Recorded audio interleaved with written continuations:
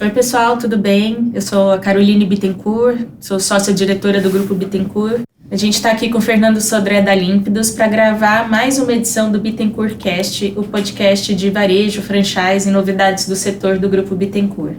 Fernando, super obrigada por nos receber aqui na Límpidos, um lugar que a gente já chegou olhando para essa memorabilia aqui incrível. Muito obrigada por estar aqui com a gente. Eu que agradeço a vinda de vocês, o interesse, a oportunidade da gente estar falando para o teu público e contar um pouco da Límpidos, a história, o que nós fazemos aqui.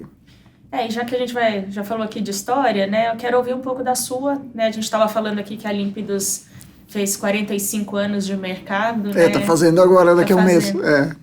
Mês que vem. Mês que vem. Então... Mês que vem não, nós estamos em abril praticamente, nós faz em junho. Muito bom. A história da Límpidos, logicamente, ela se confunde com a minha história, né? Eu comecei a trabalhar muito cedo, comecei a trabalhar com 15 anos, na região da 25 de março, uma empresa de amigos da família.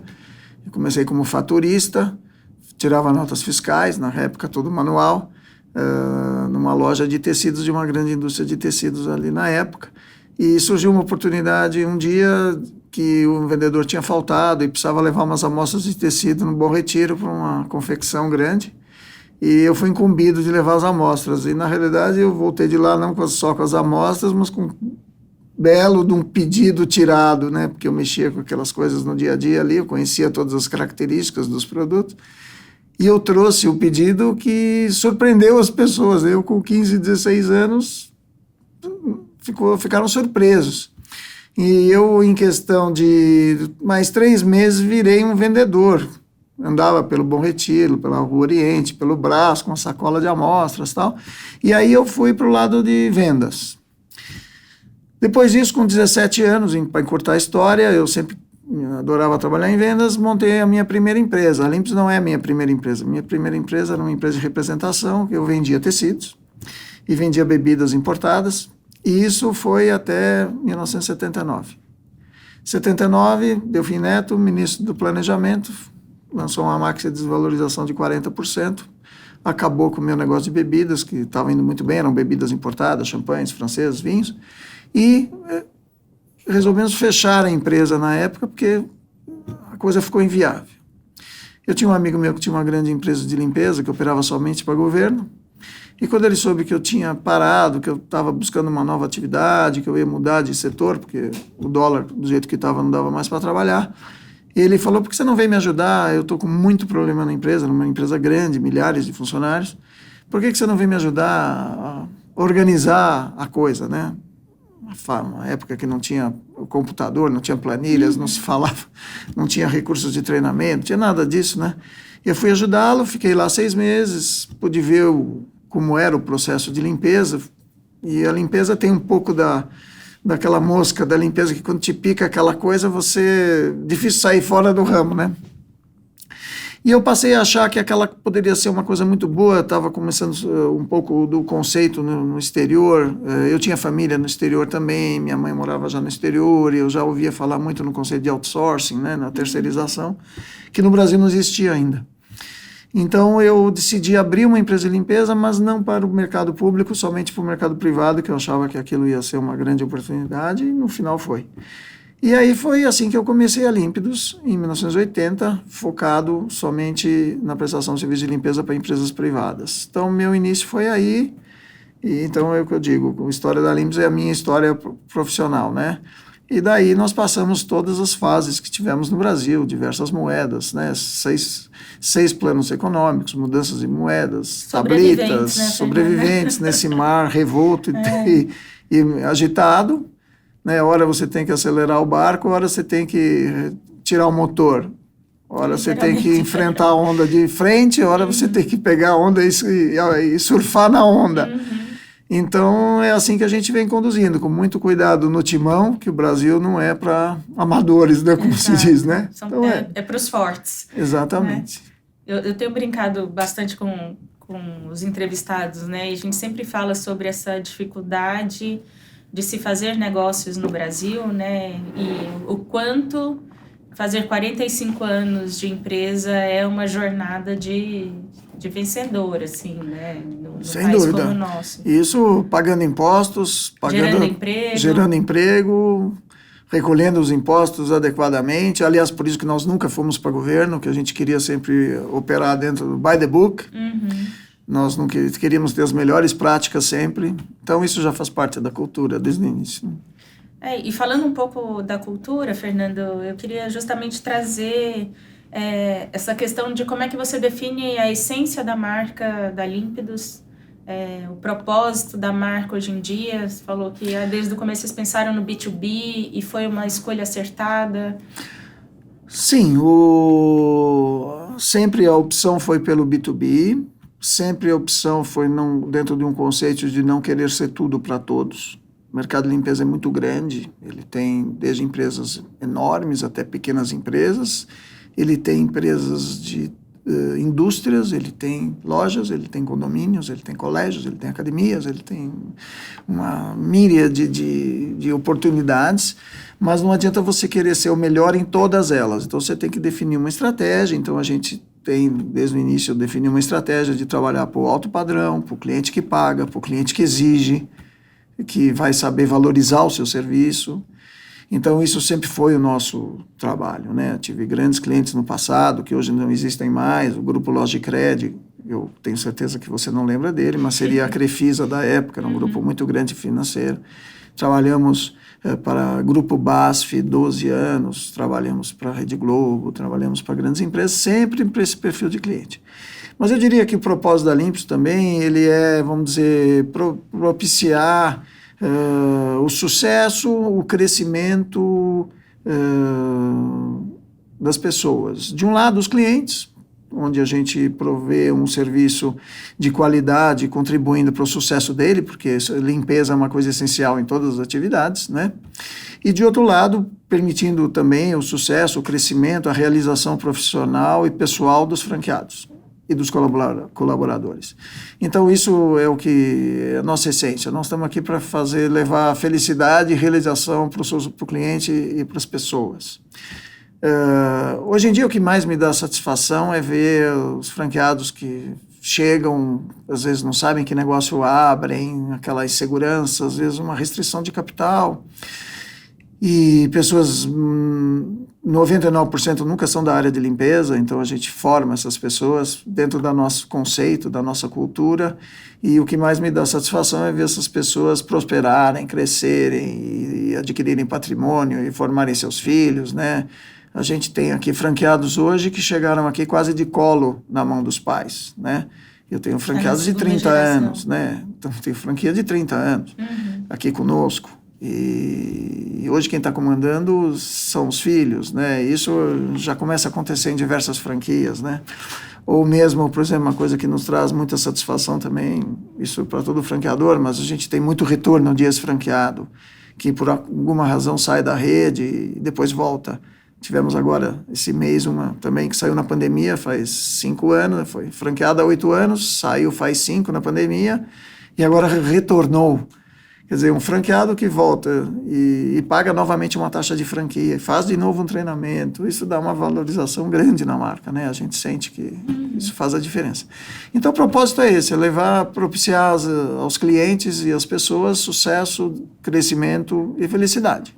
É isso. E é bem isso, né? O setor de serviços, a gente sabe que depende de pessoas, né? No final das contas, dependemos das pessoas para executar e para encantar. Exatamente, porque o que acontece? Você tem, não dá para dizer que uma empresa de serviços, como a nossa, por exemplo, o nosso diferencial são as tecnologias que a gente usa. A tecnologia, de uma certa forma, está disponível para todo mundo, né? Você compra todos esses equipamentos aqui em qualquer loja pelo mundo inteiro, pelo Brasil, você tem tudo. Você tem softwares, você tem máquinas, você tem tudo. Se você não conhece os processos, você pode ir atrás deles. Lógico, uma franquia às vezes abrevia isso, mas isso está tudo disponível. O que vai fazer diferença na entrega são as pessoas. E é por isso que a gente escolheu o caminho da franquia, por isso que eu escolhi o caminho da franquia. É porque a gente permite, essa franquia nos dá condição do cliente ter sempre um nível de atenção, de atendimento que uma empresa que opera de uma forma convencional não permite, não é possível.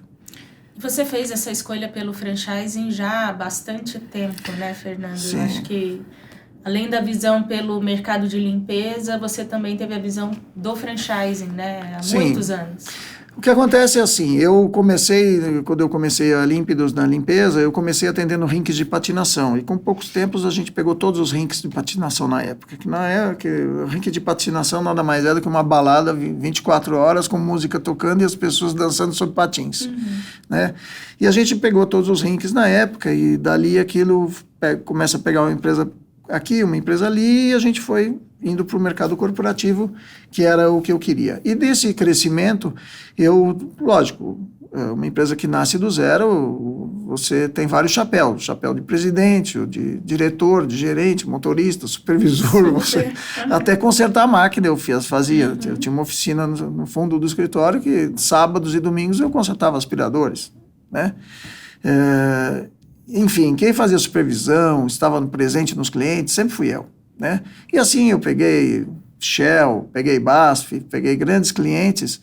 E o que acontece? Quando chegou 1986, eu comecei a entender que, na medida que eu estava com 6 anos de empresa, na medida que eu estava crescendo, eu estava começando a vislumbrar que eu ia começar a ficar igual a todos os meus concorrentes, que eu tanto criticava.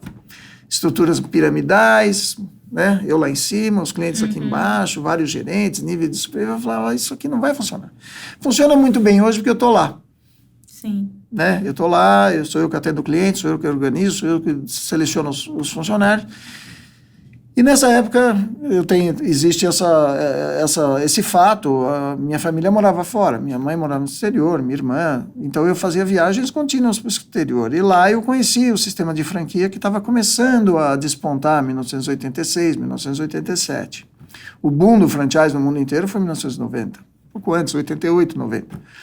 E aí eu comecei a ver que o franchise me permitiria eu manter meu conceito do presidente em cada loja. Quer dizer, não interessa quem é o presidente que está atendendo o cliente, não precisa ser eu, mas desde que seja uma pessoa que tenha total comprometimento com o negócio, com a satisfação do cliente, quer dizer, só o dono, né? É o olho do dono.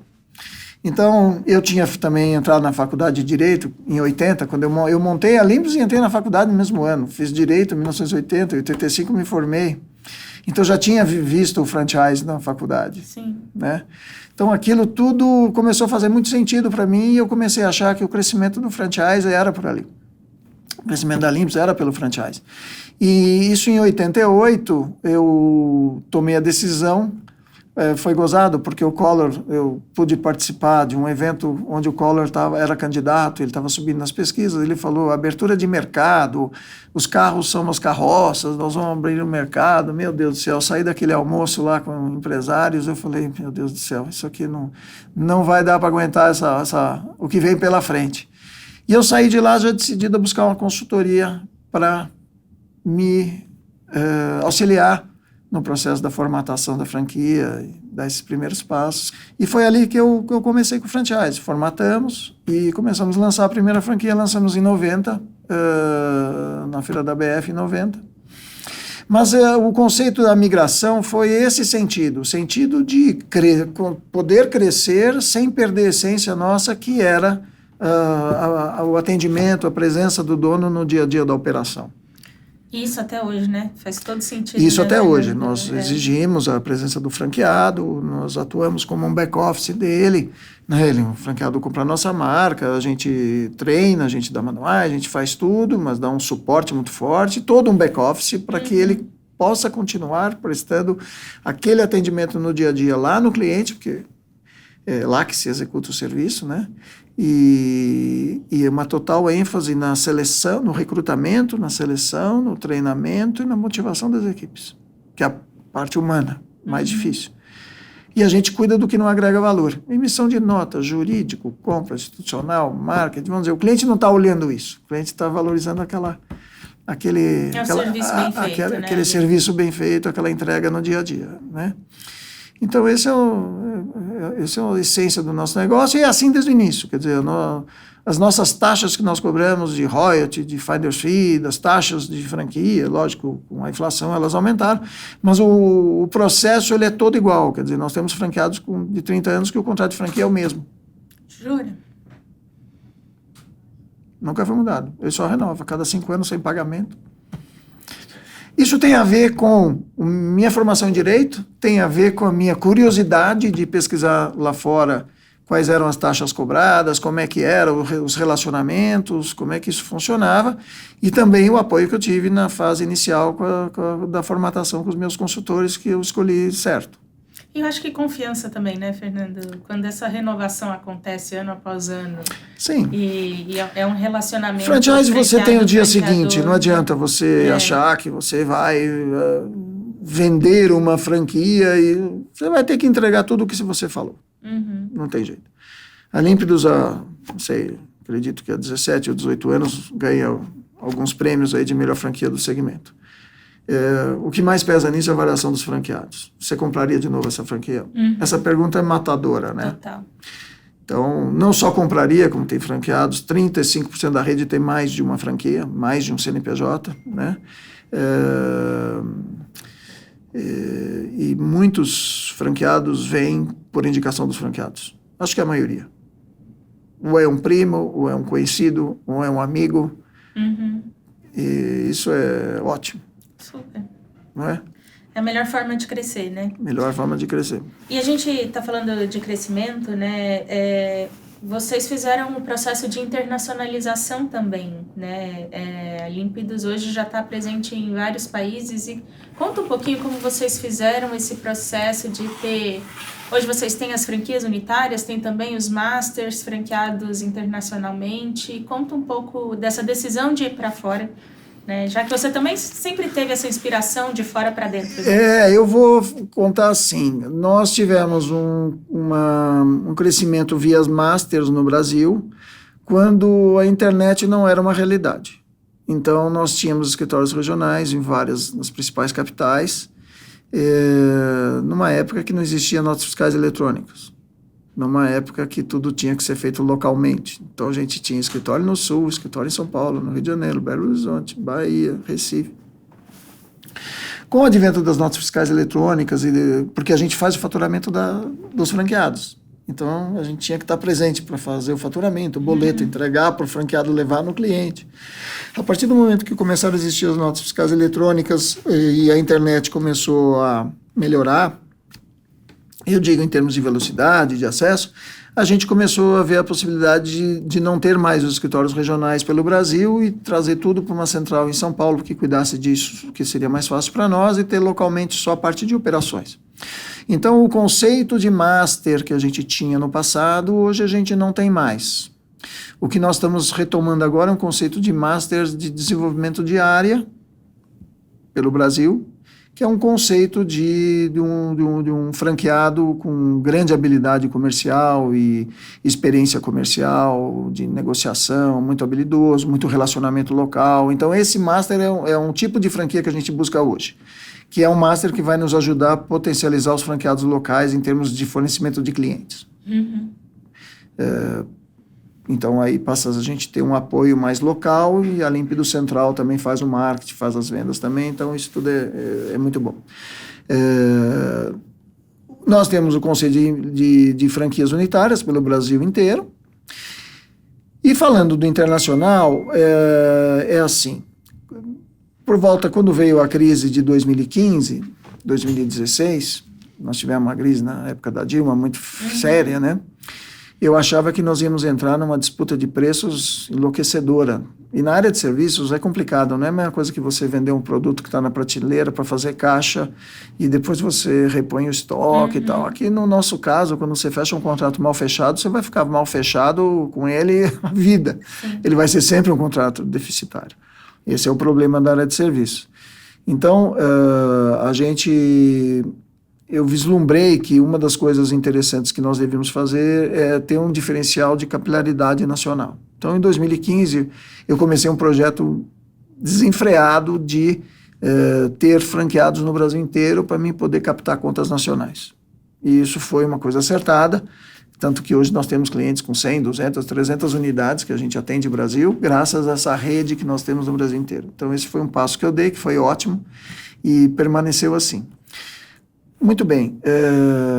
Quando veio a parte internacional, agora falando da parte internacional, eu, dentro da história da Olympus, eu assisti muitas empresas brasileiras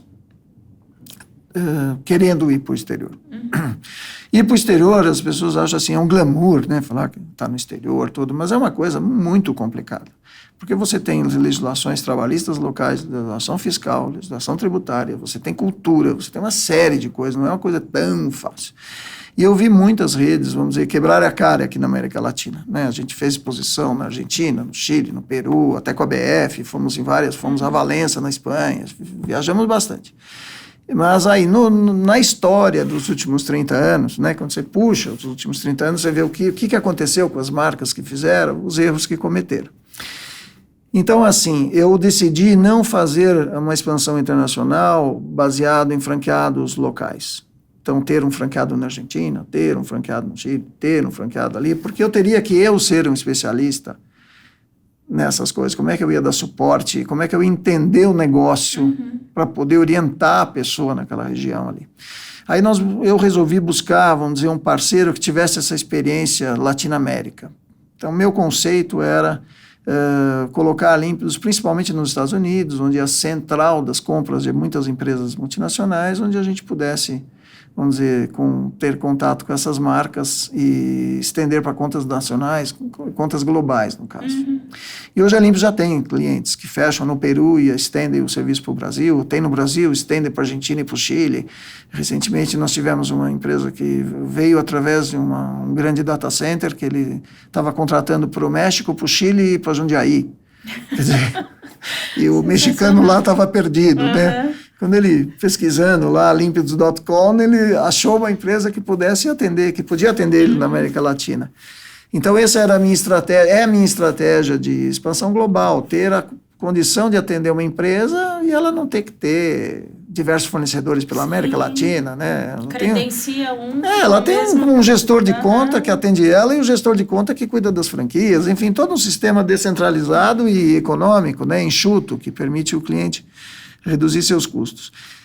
Então foi isso que nós fizemos, nós buscamos um parceiro, que na realidade ele é um master Latinoamérica, mas ele é uma pessoa assim com muita experiência de negócios na América Latina e ele conhece toda a parte de, como circulou numa grande empresa, ele conhece muito de serviços, ele conhece muito a parte de legislação de todos esses países e muito relacionamento em todos os países. E fora que é uma pessoa de origem também latina, um argentino, que tem toda essa facilidade, cultural, né? Também. Cultural, né? Já morou em diversos países. Então, eu resolvi fazer de uma forma diferente. Está tudo ligado a uma central nossa na Colômbia, que concede as franquias lá. As franquias não são concedidas por nós, são concedidas por um escritório nosso na Colômbia, que é a Central Latinoamérica. E hoje nós estamos com franquias em todos os 14 países, incluindo o Brasil. Já estamos começando a desenvolver o conceito de master, mas por enquanto ainda não lá fora. Lá fora são todas franquias unitárias. Estados Unidos são 8. Nova York, Chicago, Missouri, Flórida, Orlando, Miami, Pensilvânia. Então estamos aí fazendo história. Nós somos hoje uma multinacional brasileira, né? Uma multinacional brasileira, uma empresa que está lá fora. E está dando certo, está indo muito bem, até está indo, em alguns casos, está crescendo mais do que eu gostaria, principalmente nos Estados Unidos, que é um mercado muito difícil, não é fácil, as pessoas acham que chega nos Estados Unidos é tudo maravilhoso, é muito difícil. Estamos com um problema seríssimo nos Estados Unidos de mão de obra. Como estamos aqui, mas lá tem as ajudas também do governo, então isso também para nós é um grande problema. Mas estamos fazendo aí. Agora, a empresa precisa estar preparada para fazer isso, né? A gente se preparou muito. A Olympus sempre foi muito focada na entrega, né? A entrega do serviço, a qualidade do serviço, dentro dos nossos valores está o negócio de atenção aos detalhes, visão de longo prazo. Eu falo para os nossos franqueados, quando você pega um cliente, você não pega um cliente para ter 1 ano. Você tem que olhar esse cara para ficar com 20 anos com ele. Exato. Então, você vai fazer um investimento em alguma coisa, em algum equipamento, algum investimento, seja de desenvolvimento de um planejamento, sempre faça as coisas, né? Aí entra um pouco também as misturas de clientes que nós tivemos, né? Eu atendi a BASF durante 12 anos, trabalhei com os alemães durante 12 anos, então você aprende. Culturas bem Eu atendo a Yakult, rígidas. eu atendo a Yakult japoneses há 30 anos. Eu ouvi deles o seguinte, olha, nós estamos contratando uma reunião, eu com 5 pessoas da diretoria, nós estamos contratando a Olympus hoje, a gente só vai saber mesmo quem é a Olympus daqui a 7 anos. Nossa, que loucura. Daqui a 7 anos, eu falei, 7 anos. E é isso, você sempre é exigido melhorar, reduzir custos, melhorar, reduzir custos. Mas é assim, eu estou querendo fazer um investimento em máquina, só que pode fazer. Você vai ter o contrato daqui a 7 anos. É uma outra cultura. E isso tudo a gente tenta passar para o franqueado, né? Não tem uma visão imediata, né? De imediatismo, de querer o resultado já no mês seguinte. As coisas não são assim, né? Dentro então a gente opera dentro, isso que permite a gente operar dentro, pegar uma fatia interessante dessa torta, né, que é o mercado, é a fatia do alto padrão, do cliente extremamente exigente, do cliente que paga, mas exige, é isso que a gente busca, né? Não querer, vamos dizer, atender o mercado inteiro, ser tudo para todos, né? Para o cara que não paga, para o cara que não exige, mas também não paga, não é esse o perfil do cliente que a gente quer. E a gente está falando do B2B, né, que você falou, executa, reduz o custo, executa, porque as margens estão muito enxutas e todas as empresas, né, estão passando por isso. Como é que isso tem impactado o negócio de vocês e como é que vocês têm levado isso para o franqueado? Acho que passa um pouco sobre o que você já comentou, olha, né, assim, da recorrência. Sim, essa questão de custos, ela existe em todos os mercados, né? Só que, assim, quando você fala custos, a pessoa está comparando você com alguma coisa. Então, primeiramente, essa comparação precisa ser banana com banana, né? Ou laranja com laranja. Não pode ser, você está comparando, eu sou a laranja, você está me comparando com uma banana. Então, assim, a gente sempre mostra para o cliente que, olha, nós não estamos falando da mesma coisa. Diferencial, né? competitivo. Então a gente procura mostrar que ele não está comprando a mesma coisa. A gente pode até atender assim, quanto você quer gastar? Você quer reduzir para quanto? Tá, então dentro desse quanto eu consigo fazer isso. Agora, uma das coisas que a gente também ensina, assim, mostra aos franqueados desde o início, assim, olha, talvez um dos segredos da Olympus ter chegado onde chegou, é a nossa capacidade, nossa disposição de dizer não às pessoas, ao cliente. Assim, no sentido que a gente não vai fazer uma coisa que no papel não funciona. Então, se a conta não fecha no papel, ela na prática ela vai ser muito pior, né? Porque a receita tem sempre uma tendência de ser elasticamente menor e a despesa elasticamente maior. Sim. Se a conta não fecha no papel, então a gente não tem menor interesse em ter um cliente que não dê lucro. Menor interesse. O franqueado, quando comprou a franquia, ele comprou para ganhar dinheiro. Ele não comprou para dizer que atende aquela empresa, que é cliente dele. É a mesma coisa Olympus.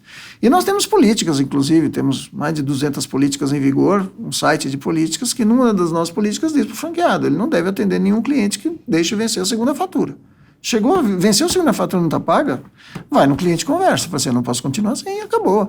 Pode ser o Papa, não tem como continuar. Não se sustenta, né? Então, assim, a concorrência, às vezes, ela é predatória, a gente simplesmente fala o seguinte, olha, fica à vontade, nós não vamos entrar nessa. Porque isso aí é uma espiral. Você vai entrar num ralo, uma espiral sem fundo que vai te levar, vai quebrar a empresa. Então, nós mostramos para os franqueados, nós não vamos fazer isso. Nós temos muitos clientes sempre querendo contratar a Olympus, os clientes, eles, às vezes, saem, graças a Deus, às vezes voltam. Muitas vezes voltam. Tivemos agora uma grande rede de alimentação que saiu, 3 meses depois voltou, nas mesmas condições. Ele falou assim, olha, nós tentamos, não funcionou, nós queremos voltar. Eu falei, ok, no mesmo preço. Então tá bom. Então isso é muito bom. A condição de você dizer não. O brasileiro é muito, às vezes, de querer dar um jeitinho e dar um jeito, não tem jeitinho. 1 mais 1 é 2 e não dá. Então a gente não entra na guerra de preços, nossos preços não são os menores. Agora, o que acontece é que o nosso conceito de serviços de limpeza é diferente do conceito que se vende no Brasil. No Brasil existe uma terceirização de pessoas. Então eu tenho 2 pessoas de limpeza na minha empresa, eu vou terceirizar, então eu vou buscar no mercado quem me fornece 2 pessoas pelo preço mais barato. Continua sendo 2 pessoas. Quando o cliente nos chama, eu quero uma proposta para 2 pessoas, a gente fala assim, mas quem lhe disse que você precisa de 2 pessoas? Que vai custar R$2.000. Pode ser que eu faça para você por R$1.500, mas eu não vou colocar 2. Eu vou colocar uma pessoa e mais uma vez por semana vem aqui fazer algumas coisas, mas elas todas vão trabalhar com mais produtividade. No final elas vão ganhar mais, você vai gastar menos, nosso franqueado vai ter uma margem mais saudável e está todo mundo bem atendido, é a famosa operação ganha-ganha. Do jeito que você quer fazer, não tem ninguém ganhando. Você vai receber um péssimo serviço, a prestadora de serviço vai ter uma péssima margem, o funcionário não vai ter uma boa remuneração, o franqueado ou a empresa também vai ser penalizada, então é uma operação perde-perde. Uhum. Então a gente mostra para o cliente isso. Então a gente opera no mercado extremamente exigente, empresas muito desejadas, né, porque são só grandes empresas particulares, mas elas estão conscientes que tem um limite essa questão do preço, ainda mais tratando-se de serviço. O que você precisa mostrar. Nós temos softwares desenvolvidos aqui que nos permitem fazer a conta de quantas horas de trabalho precisa para limpar um andar, uma sala, um prédio, uma indústria, seja lá o que for. É um software que eu desenvolvi com a ajuda de programadores. Hoje a gente põe tudo no papel, metragem, tipo de piso, quantas pessoas trabalham dentro, é janela fechada ou aberta, porque entra poeira, qual o fluxo de pessoas, que tipo de carpete se tem laminado, se não tem, tudo. Se as mesas são brancas, são de madeira, porque também isso influi na limpeza, né? A gente põe tudo no software, ele nos dá total de horas diárias de trabalho. Então, fala assim, olha, você tem gente a mais, ou você tem gente a menos, e eu mostro para a pessoa, olha, não dá para fazer serviço com menos horas do que está aqui. Só que isso dentro de um conceito de eficiência. Precisa estar pessoas selecionadas, treinadas, supervisionadas, se tudo isso tiver, é esse número de horas que você precisa. Então, tudo isso te dá elementos para você discutir com o cliente na hora de negociar um preço. Sim. Né? E você falou um pouco sobre a questão dos diferenciais competitivos, né? Da importância de ter isso na hora de negociar com o cliente. Um dos grandes diferenciais competitivos de vocês é a questão da sustentabilidade e essas certificações que vocês fazem, né? Você estava até comentando um pouco antes. Vocês certificam? Quem certifica? Sim, empresas certificadoras de ISO 9000 que a gente atende e a gente acaba certificando dentro do nosso programa Green Clean. Então, conta um pouquinho sobre como que a questão da sustentabilidade, os programas que vocês criaram ao longo do tempo contribuíram também para a evolução do negócio. Eu diria que isso aí está meio no nosso DNA, porque, vamos dizer, quando nem se falava em sustentabilidade, ainda não se tinha nem esse termo, esses conceitos, eu vou lá atrás, eu vou lá em 1986, 1985, 1988. Para você ter uma ideia, a Límpidos, na época, me incomodava o fato de nós transportarmos nos nossos veículos de entrega de material nos clientes latas e latas e latas de 18 litros de desinfetante, por exemplo. Nossa senhora, você já imaginou uma lata de 18 litros de desinfetante que ali dentro tem 98% de água? É uma loucura, né? Uhum. O volume, o peso, o trabalhão. Naquela época, a gente já usava, por exemplo, passamos a usar pré-medidos. Não sei se hoje ainda se usa. Já viu aqueles saquinhos de mel? De plástico? Uhum. A gente chamava aquele pré-medido. Você tinha shampoos de cabelo, antigamente, não sei se tem hoje ainda, shampoos de cabelo em saquinhos assim. Concentrados. Então, a gente fez um acordo com a indústria, ela fornecia para nós em concentrado, ia com a marca Límpidos, detergente neutro, detergente geral, dilua em 10 litros d'água, tal, não sei o quê. E os supervisores de nós andavam com aquilo no bolso, porque eu falava, meu Deus, a gente vai economizar estoque, a gente vai economizar gasolina, transporte, a gente vai, se faltar material, o cara simplesmente pega o saquinho do bolso e já deixa desinfetante, detergente, limpa telefone, tinha tudo. né? Então, esses conceitos de eficiência estão muito ligados à questão da sustentabilidade, né? Essa questão da embalagem que você usa para transportar, que embalagem você usa para diluir, qual é o fim de tudo isso? Onde é que vai se jogar isso aqui fora, né? Isso aqui tudo preocupava. A gente nem usava, nem sabia que aquilo era uma coisa racional, fazer um descarte adequado, mas também não tinha, né? Então, a gente se preocupava muito com o volume. Bem, daí quando, vamos dizer, por volta de 2007, 2006, começou a se falar na questão da ameaça ao planeta, né? Saiu uma reportagem numa revista Veja, eu acho que de 2006, eu me lembro dessa revista, que tinha um urso polar na capa, né? O mundo está derretendo, aquela coisa, nossa, aquilo me deu um impacto, aquilo, né? E eu acho que ali realmente o negócio me impactou muito e eu comecei a mais, vamos dizer, fortemente querer desenvolver alguma coisa mais, vamos dizer, formatada em termos de uma limpeza verde, que a gente chamava de... não usava-se o termo sustentável. E aí nós fizemos, nessa época, 2008, nós criamos o programa Green Clean. Porque pesquisando no mercado, eu descobri um instituto nos Estados Unidos, que é o Green Clean Institute, e existia uma certificação. Eu falei, nossa senhora, não pensei que isso pudesse existir.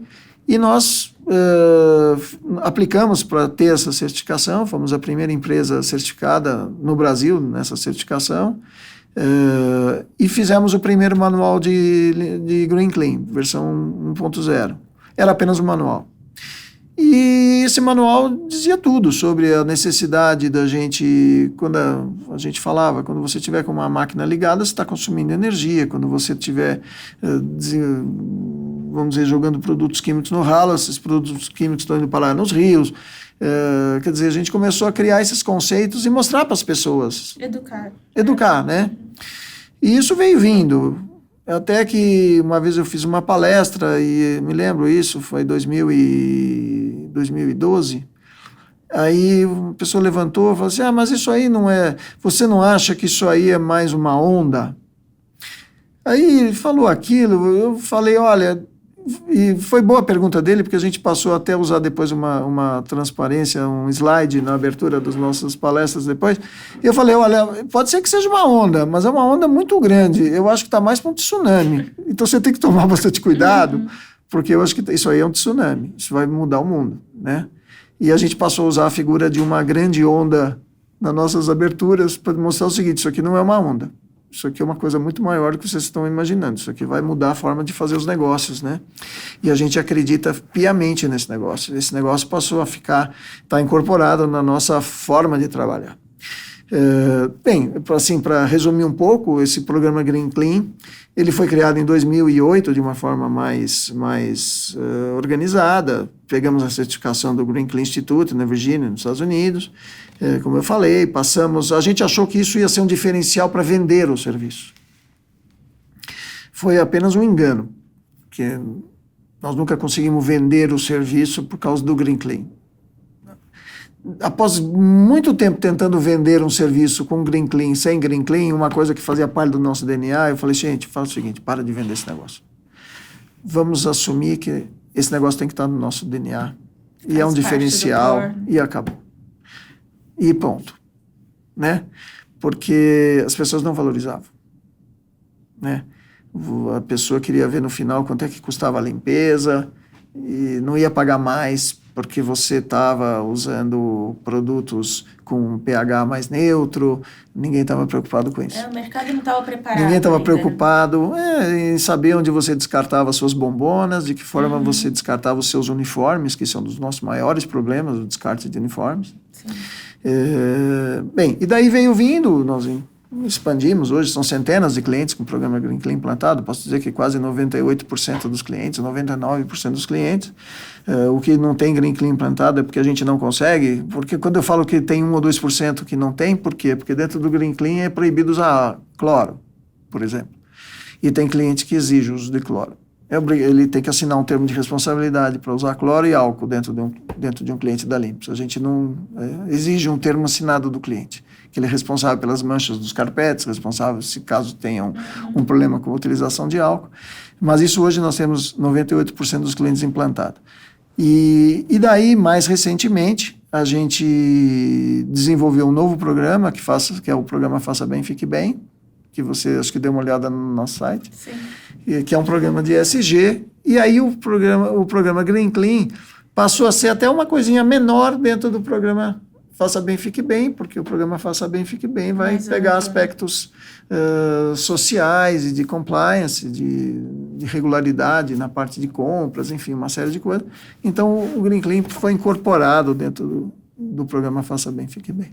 Fernando, essa questão da sustentabilidade, como vocês abordam a tecnologia para apoiar esse processo de oferecer um serviço mais operacionalmente inteligente, né, economizar os recursos, também foi um dos motivos por vocês ganharem o Top 25 do franchising brasileiro de 2024, com uma empresa ousada, né, ousada por fazer diferente, por transformar mercado. Conta pra gente o que ganhar essas premiações mudam no ambiente, no clima da marca, com os franqueados. Olha, eu vou te falar uma coisa. Eu vou te responder da seguinte forma. A Límpidos, ela é uma empresa muito inovadora. Sempre foi.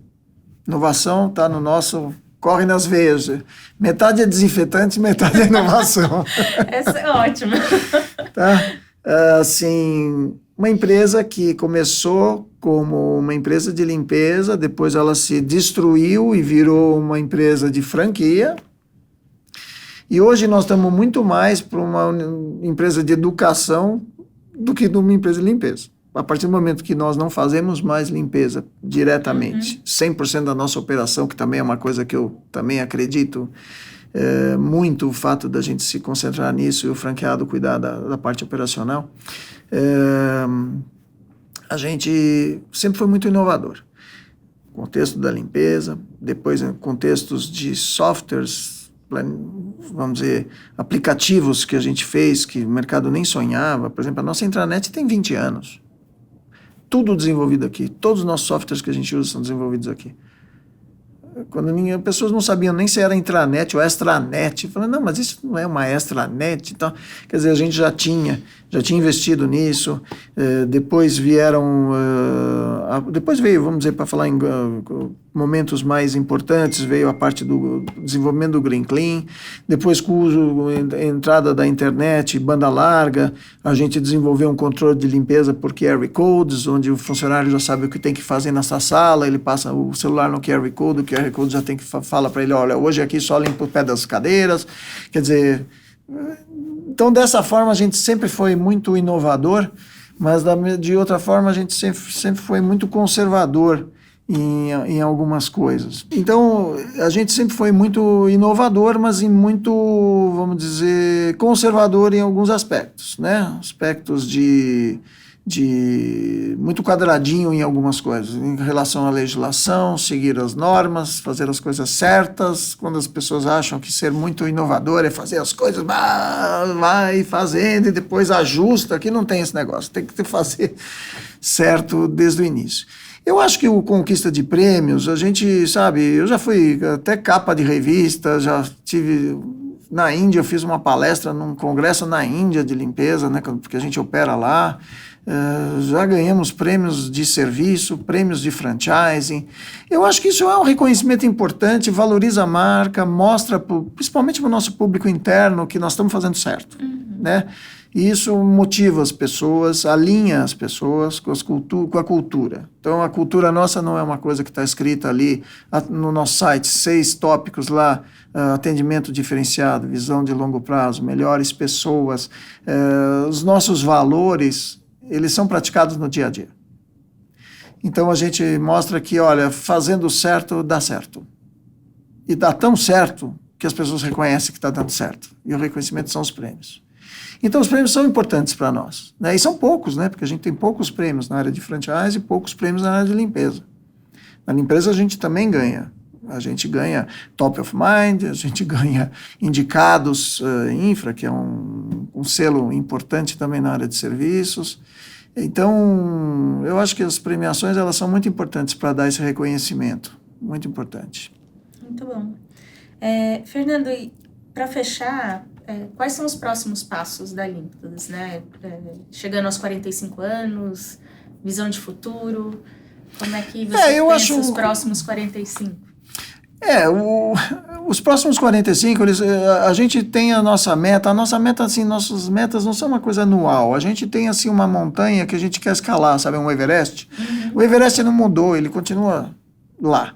Às vezes você está subindo para um lado da montanha, você tem que descer, porque ali deu uma geada, você tem que ir para o outro lado, mas a ideia é sempre essa de atingir aquele ponto. Às vezes você é obrigado a esperar um pouco mais, um pouco menos, porque o governo atrapalha, vem uma situação que te segura, né?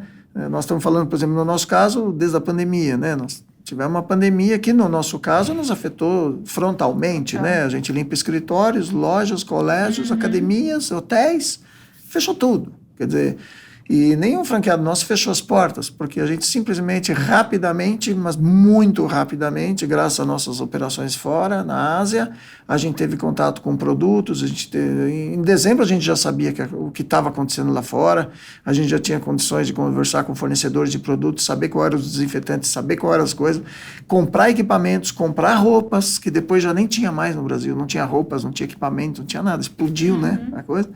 E nós, vamos dizer, por conta da pandemia, nós atrasamos praticamente 4 anos o nosso projeto. A gente demorou quase 4 anos para chegar à situação que a gente estava antes da pandemia, né? De tantos clientes que fecharam, tantos clientes que até hoje não voltaram, né? Clientes que se acostumaram a trabalhar no home office, então, em termos físicos de limpeza, são menos metros quadrados para limpeza, né?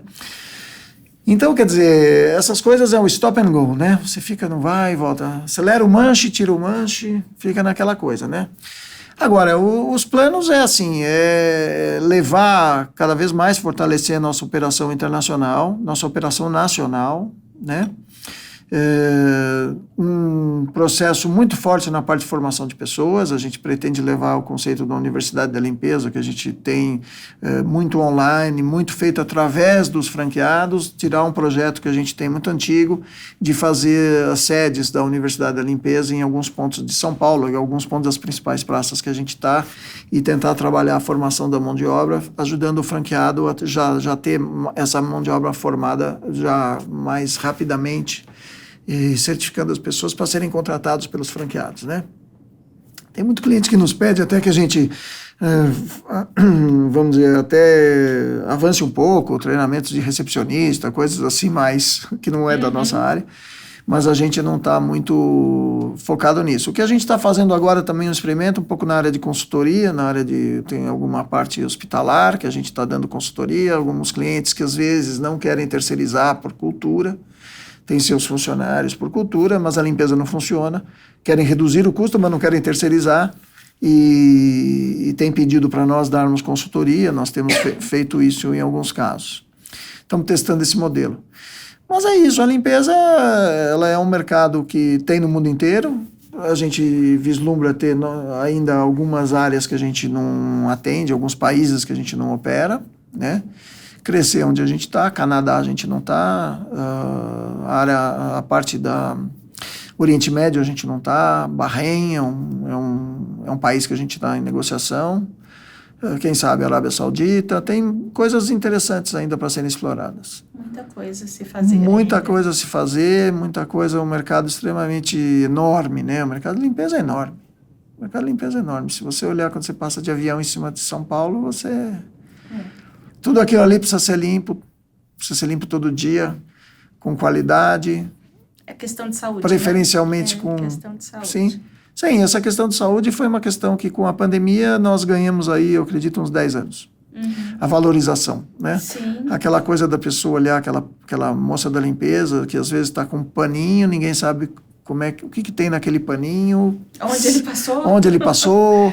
O cuidado com as luvas, por exemplo, um ponto muito forte, que no Brasil se dá muita atenção a estar com as luvas, e isso é um grande problema. Quando você vê uma pessoa com 2 luvas na mão dentro do escritório, precisa tomar muito cuidado, que ela nem deveria estar andando com as luvas, mexendo em maçanetas, para saber de onde veio as luvas, né? Onde é que ela andou com essas luvas antes?